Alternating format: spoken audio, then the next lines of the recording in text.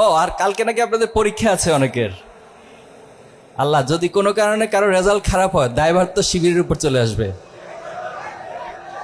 আর আর এই জায়গায় সবচেয়ে বেশি দায়ভার নিতে হবে আমাদের বিপি এবং জিএসকে।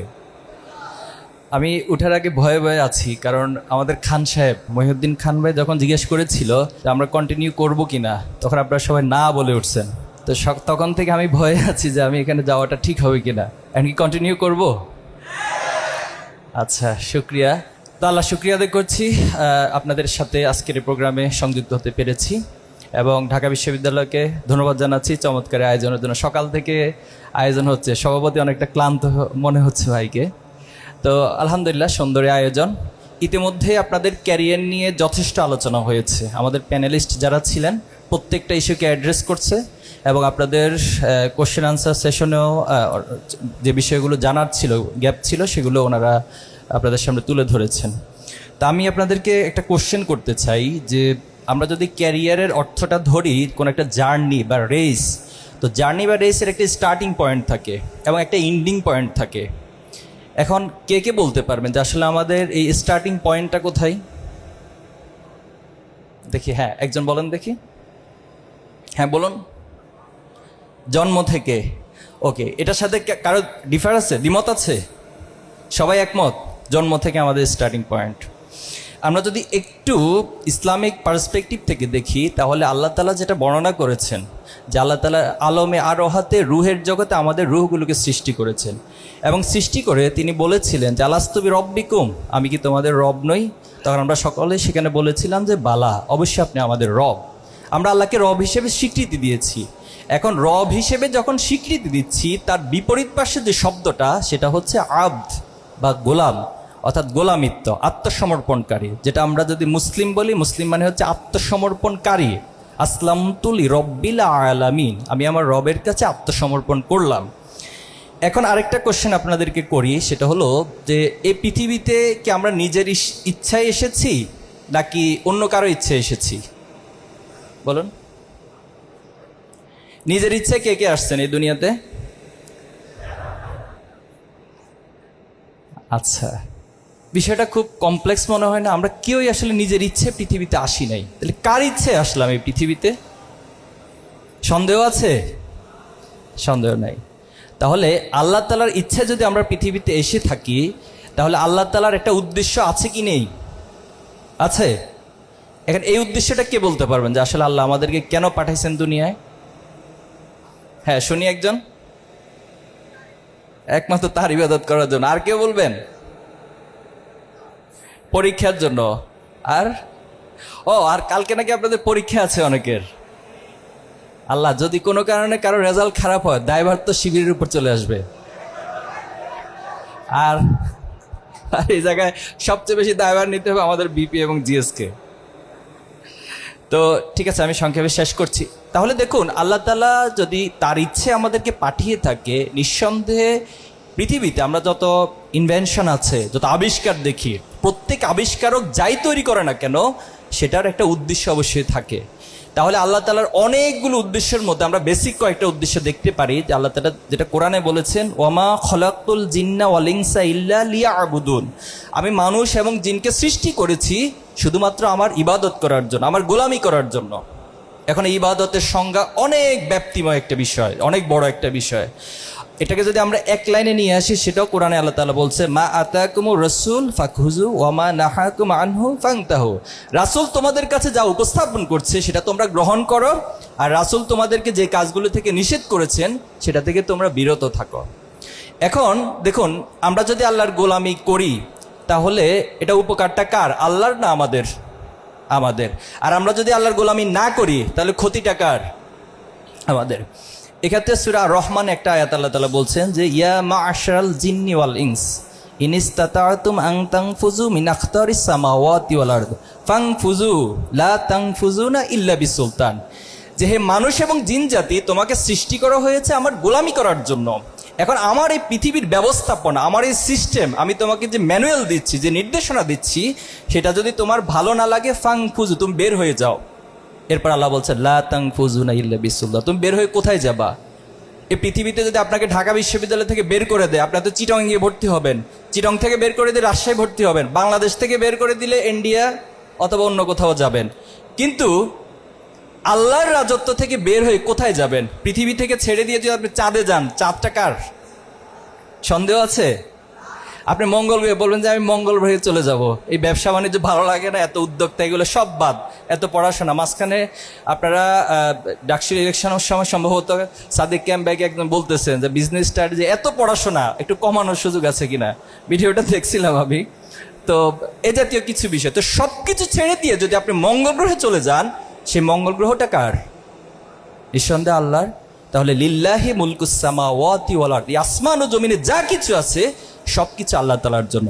তাহলে এখন আমরা যে আল্লাহর গোলামের জন্য সৃষ্টি করা হয়েছে, এই গোলামির যে নির্দেশনা, এটা আপনাকে কোরআন থেকে নিতে হবে, আল্লাহ রাসূলের সুন্নাহ থেকে নিতে হবে। যালিকাল কিতাবু লা রাইবা ফিহি, সেই কোরআন থেকে আপনাকে পড়তে হবে। একটু জানতে চাই, আপনাদের নিজেদের কাছে কোরআন সংরক্ষিত আছে কার কার?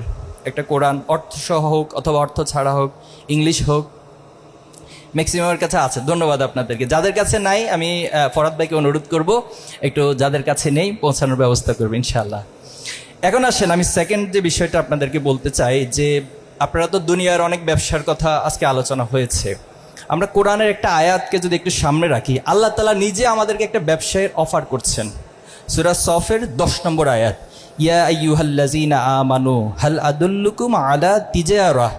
তিজারা মানে হচ্ছে বিজনেস, চুক্তি, এটা আদান প্রদান হবে কোনো কিছুর। এখন এটার কাজ কি? এটার কাজ হচ্ছে তুনজিকুম মিন আযাবিন আলীম, তোমাদেরকে জাহান্নামের কঠিন আযাব থেকে এই ব্যবসাটা মুক্তি দিবে। এখন তোমাদের করণীয় কি? এই ব্যবসার জন্য করণীয় কি? করণীয় হচ্ছে তুমিনুনা বিল্লাহি ওয়া রাসূলিহি ওয়া তুজাহিদুনা ফি সাবিলিল্লাহি বিআমওয়ালিকুম ওয়া আনফুসিকুম। তোমরা আল্লাহর রাস্তায় সর্বাত্মক প্রচেষ্টা চালাবা, আল্লাহর এই জমিনে আল্লাহর দ্বীনকে প্রতিষ্ঠা করার জন্য, আল্লাহর হুকুমকে প্রতিষ্ঠা করার জন্য। আকিমুদ্দিন, আল্লাহ আমাদেরকে বলছে যে তোমরা দ্বীনকে প্রতিষ্ঠা করো। কেন দ্বীনকে প্রতিষ্ঠা করতে হবে? আমরা দেখেছি পৃথিবীতে যত মানবীয় মতবাদ এসেছে, তারা একটা গোলক ধাঁধা নিয়ে পৃথিবীবাসীর কাছে উপস্থাপিত হয়। এরপর দেখা যাচ্ছে তাদের হাত ধরে সেই গোলক ধাঁধার মতবাদ তারাই আবার নষ্ট করে, তারাই ভঙ্গ করে, তারা আবার নতুন আরেকটা মতবাদ নিয়ে আসে। তারা বলে যে আগে যা ছিল সব ভুল ছিল, নতুন করে আরেকটা মতবাদ দিয়ে আসা হয়। এরপরে পৃথিবীতে যদি আজকে দেখি যে পশ্চিমা যে সভ্যতা, তারা আমাদেরকে সভ্যতা শিখায়, তারা আমাদেরকে জ্ঞান বিজ্ঞানের উৎকর্ষতা শিখায়, তারা আমাদেরকে মানবতার সকল সবকগুলো এসে আমাদেরকে দেয়। হিউজ পরিমাণ মানবাধিকার সংগঠন তারা তৈরি করেছে। অথচ আমরা চাক্ষুষ দেখছি যে পৃথিবীতে মানবাধিকার যদি লঙ্ঘন হয়, সবচেয়ে বেশি তাদের হাত ধরে হচ্ছে। আজকে যদি ফিলিস্তিনের দিকে তাকান, এই নির্মম যে হত্যাকাণ্ড হচ্ছে, এর জন্য কারা দায়ী? এজন্য তো কোনো মুসলিম কান্ট্রি দায়ী নয়, এজন্য তো যারা সভ্যতার ধারক বাহক, মানবতার ধারক বাহক, তারা দায়ী। এজন্যই আল্লাহর পক্ষ থেকে আল্লাহ রাসূলকে যে দিন সহকারে পাঠানো হয়েছে, হুয়াল্লাযী আরসালা রাসূলাহু বিল হুদা ওয়া দীনিল হক লিইয়ুযহিরাহু আলা দীনি কুল্লি। সকল মতাদর্শের, এই মানবীয় মতাদর্শ মানুষকে আলটিমেট শান্তি দিতে পারে না, বরং সেখানে জাহিলিয়াতময় একটা সমাজকে আল্লাহ রাসূলুল্লাহ সাল্লাল্লাহু আলাইহি ওয়াসাল্লাম সে দিনে হক সহকারে এমনভাবে প্রতিষ্ঠিত করেছেন, সেটা সত্যিকার অর্থে একটা ন্যায় এবং ইনসাফের সমাজ হয়েছে, একটা বৈষম্যহীন সমাজ হয়েছে। সেখানে বৈষম্যহীন সমাজ ব্যবস্থার জন্য কাউকে আন্দোলন করতে হয় না, সেখানে বৈষম্যহীন সমাজ ব্যবস্থার জন্য আবু সাইদদেরকে জীবন দিতে হয় না, বরং সেখানে অটোমেটিকলি আল্লাহর পক্ষ থেকে পাঠানো যে ইনসাফ, সেই ইনসাফ প্রতিষ্ঠিত হয়। এখন আসেন, আমরা যদি এই ব্যবসা করতে চাই, তাহলে আমাদেরকে আল্লাহর প্রতি ঈমান আনয়ন করতে হবে এবং সর্বাত্মক প্রচেষ্টা চালাতে হবে। আর এর মধ্যে আল্লাহ তাআলার পক্ষ থেকে ঘোষণা হচ্ছে আল্লাহ আমাদেরকে জাহান্নাম থেকে মুক্তি দিবেন। আমরা জাহান্নাম থেকে মুক্তি চাই? জান্নাতে যেতে চাই? জান্নাতে যদি যেতে চাই, তাহলে আল্লাহ নির্ধারিত যে বিধান, সেটা আমাদেরকে পালন করতে হবে। আমি সর্বশেষ পয়েন্ট বলে শেষ করছি। দেখুন, ঢাকা বিশ্ববিদ্যালয়ে আপনারা বিজনেস স্টাডিজ যে ফ্যাকাল্টি, এখানে চান্স পেয়েছেন, নিঃসন্দেহে এটা অনেক স্বপ্নের একটি জায়গা, অনেক শিক্ষার্থীর কাছে স্বপ্নের জায়গা। যে স্বপ্নের জায়গাতে আপনারা এসেছেন, এজন্য আল্লাহর কাছে অবশ্যই আপনার শুকরিয়া আদায় করেছেন। আল্লাহ নীতিমালা হচ্ছে আপনি যত বেশি আল্লাহর শুকরিয়া আদায় করবেন, ফাইন শাকারতুম লাযিদান্নাকুম, আল্লাহ আপনাকে আরও বাড়িয়ে দিবেন। কিন্তু কোনো কারণে আপনার মধ্যে যদি অহংকার তৈরি হয়, পৃথিবীতে আপনি বিশ্লেষণ করে দেখবেন যত ক্ষমতাশালী ছিল, যত বিত্তশালী ছিল, তাদের পতনের অন্যতম একটা কারণ ছিল তার একটা পর্যায়ে অহংকারী হয়ে উঠেছিল। তারা মনে করেছে পৃথিবীতে যা কিছু সবটা আমার মধ্য দিয়ে হয়েছে, আমার যোগ্যতা দিয়ে হয়েছে। আপনার যোগ্যতার পাশাপাশি আপনাকে এটা বিশ্বাস করতে হবে যে আল্লাহ তাআলা চেয়েছেন দেখেই আপনি অর্জনগুলো করতে পেরেছেন। আর এক্ষেত্রে আল্লাহর প্রতি যত শুকরিয়া আদায় করবেন, আল্লাহ আপনাকে আরও বাড়িয়ে দিবেন। আমার পয়েন্টটা হচ্ছে, যারা ভালো তাদেরকে সব ক্ষেত্রে ভালো হইতে হয়। আপনি সাপোজ খুব ভালো একজন ছাত্র, কিন্তু আপনার বাবা মায়ের কাছে সন্তানের ক্রাইটেরিয়া থেকে যখন বিশ্লেষণ করা হবে, তখন আপনি হচ্ছেন সবচেয়ে খারাপ একজন সন্তান। তাহলে কি দিন শেষে আপনাকে আমরা ভালো বলতে পারবো? পারবো না। আপনি খুব হাইলি সিজিপি আপনার, বাট আপনার যারা ফ্রেন্ড সার্কেল রয়েছে, কেউ আপনার ব্যবহারে কখনো সন্তুষ্ট হয় না, আপনার আচরণে কেউ সন্তুষ্ট হয় না, আপনার প্রতি সবার একটা নেগেটিভিটি সবার মধ্যে কাজ করে, তাহলে তো আপনার এই সিজিপিএ এই সমাজে আপনার বন্ধুদের মধ্যে কোনো ইম্প্যাক্ট তৈরি করতে পারলো না। তাহলে এটা তো দিন শেষে ভালো হলো না। আপনি সমাজের মানুষের কাছে ভালো হতে হবে, আপনি শিক্ষকদের কাছে ভালো হতে হবে। এজন্য ছাত্র শিবির একটা বড় কনসেপ্ট হলো, ছাত্র শিবির যখন প্রতিষ্ঠিত হয়েছিল তখন প্রতিষ্ঠাকালীন যারা আমাদের দায়িত্বশীল ছিলেন তারা এই বক্তব্যটা সব জায়গায় দিতেন যে ছাত্র শিবির মানেই হচ্ছে একটা প্যাকেজ প্রোগ্রামের মধ্য দিয়ে তার একাডেমিক এক্সেলেন্সি, তার মোরাল এক্সেলেন্সি এবং সমাজের প্রতি তার যে কমিটমেন্ট, দায়বদ্ধতা, সব কিছুর মধ্য দিয়ে সে সব জায়গায় ভালো হবে। আমরা কি পারবো সে ভালোটা হতে? আল্লাহ আমাদেরকে তৌফিক দান করুক। আজকে এখানেই থাক, ভবিষ্যতে দেখা হলে আবার কথা হবে। আসসালামু আলাইকুম।